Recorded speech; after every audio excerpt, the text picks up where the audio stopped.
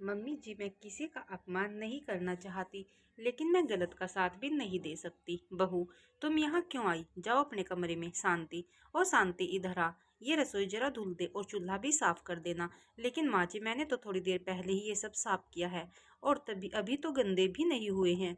तुम मुझसे ज्यादा बहस मत कर, जो कहा वो कर। बोलते हुए परमिला जी रसोई से बाहर चली गई और उनकी मेड शांति उनके बताए अनुसार काम में लग गई। यह है हमारी परमिला जी, जो आज भी पुराने विचारों और प्रथाओं से बंधी है। बहू, तुम्हारा खाना कमरे में ही ले आई हूँ, खा लेना। और शांति को आवाज लगा देना, वो प्लेट ले जाएगी। तुम्हें रसोई में आने की जरूरत नहीं। परमिला जी की आवाज सुनते ही निधि, जो कि अपने कमरे में लेटकर फोन चला रही थी, उठ गई। मम्मी जी, आप क्यों बिना वजह परेशान हो रही है? मैं खुद आ जाती, और आज आपने मुझे कुछ काम भी नहीं करने दिया। मैं ठीक हूँ मम्मी जी, मुझे कुछ नहीं हुआ है। बहू, ये क्या बच्चों जैसी हरकतें कर रही हो? तुम्हें नहीं पता कि क्या हुआ है? इन दिनों तुम रसोई में पैर भी नहीं रखोगी। जो कुछ चाहिए मुझसे या शांति से बता देना। और हाँ, हो सके तो अपना बेड नीचे अलग फर्श पर लगा लेना, क्योंकि महीने के ये 5 दिन तुम रोज की तरह नहीं रह सकती। मेरे घर में यही नियम है, और तुम्हें भी इसे मानना होगा। और 5 दिन बाद अपने कमरे के पर्दे, चादर, तकिए, डोरमेट इत्यादि धो लेना। परमिला जी इतना कहकर बिना कुछ सुने ही निधि के कमरे के दरवाजे पर खाने की प्लेट रखकर चली जाती है।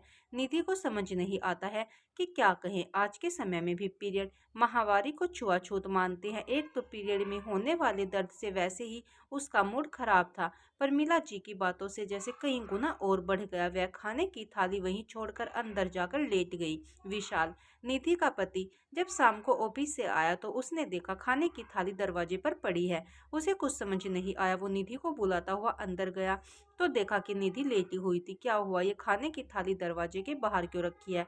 और आज तुम लेटी हो, अभी तक सब ठीक है ना? विशाल और निधि के विवाह के अभी 2 महीने ही हुए हैं, और निधि का ससुराल में पहला पीरियड आया था। इसीलिए विशाल को भी कुछ समझ नहीं आ रहा था। उसे लगा निधि और परमिला जी की बहस हो गई होगी, तभी ये सब हो रहा है। ये सब इसलिए हो रहा है कि मेरे पीरियड चल रहे हैं, जिसके लिए ना तो मैं किचन में जा सकती हूँ और ना ही घर के किसी और कमरों में। यहाँ तक कि मम्मी जी ने यह भी बोल दिया कि मैं अपने लिए फर्श पर बिस्तर लगा दूँ, और पीरियड खत्म होने पर ये चादर, तकिए, पर्दे, डोरमेट सब धुलकर साफ करना होगा। निधि, तुम पहले शांत हो जाओ और मेरे साथ बाहर चलो। हम साथ में चाय पियेंगे रोज की तरह। मैं ये सब नहीं मानता। पीरियड ही तो आए हैं, और क्या हुआ है? तुम जाकर मेरे लिए अच्छी सी चाय बनाओ, मैं अभी चेंज करके आता हूँ। विशाल के कहने पर निधि रसोई में चाय बनानी चली गई। बहू, तुम्हें एक बार में बात समझ नहीं आती? फिर से रसोई गंदी कर दी। शांति भी चली गई है, अब ये सब सफाई कौन करेगा? मैंने तुम्हें एक बार बोल दिया कि ऐसे समय में तुम बस अपने कमरे में रह सकती हो। जो चाहिए मुझे बता देना। तो तुम यहाँ चाय बनाने क्यों आई? पीरियड में रसोई घर और बड़ों के कमरे में नहीं जाती। ये मेरे घर का नियम और कायदा है। ये हमारे पुरखों ने बनाया है, और मैं खुद इतने सालों से इसका पालन कर रही हूँ। परमिला जी ने गुस्से में कहा। लेकिन मम्मी जी, ये कोई छुआछूत की बीमारी थोड़े ही है कि मेरे छूने से किसी और को हो जाएगी। पहले का समय कुछ और था। पहले इतनी सुविधाएं नहीं थी। शरीर में होने वाले हार्मोन चेंजेस की वजह से हमें शरीर को आराम देना होता है, इसलिए ये सारे नियम बनाए गए थे। और समय के साथ साथ लोगों ने इसे प्रथा बना दिया। लेकिन अब समय बदल गया है। अब हम पीरियड्स में भी अपने रोज की दिनचर्या कर सकते हैं। साफ सफाई और पर्सनल पर्सनल हाइजीन का जरूर ध्यान रखना चाहिए, ये तो मैं मानती हूँ। लेकिन इस तरह की दकियानुसी बातें मैं नहीं मानती।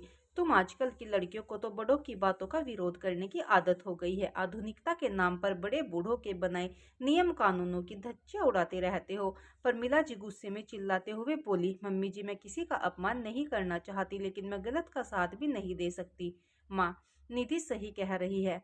समय के साथ हम लोगों को बदलना चाहिए। साइंस के हिसाब से तो स्त्रियों में ब्लड प्यूरिफाई, रक्त शुद्ध करना करता है, तो इसमें छुआछूत कहाँ से आ गया माँ? और ये तो भगवान का वरदान है स्त्रियों के लिए। बल्कि हमें तो भगवान से शिकायत होनी चाहिए कि ये औरतों के लिए ही क्यों, मर्दों के लिए क्यों नहीं? विशाल ने परमिला जी को समझाने की कोशिश की। बहू, तुम इस तरह की बातें भी विशाल से करती हो? हमारे समय में तो मर्दों के सामने इसका नाम तक नहीं लेते थे। पीरियड्स के बारे में किसी से बात करना या चर्चा करना गलत नहीं है माँ, विशाल ने कहा।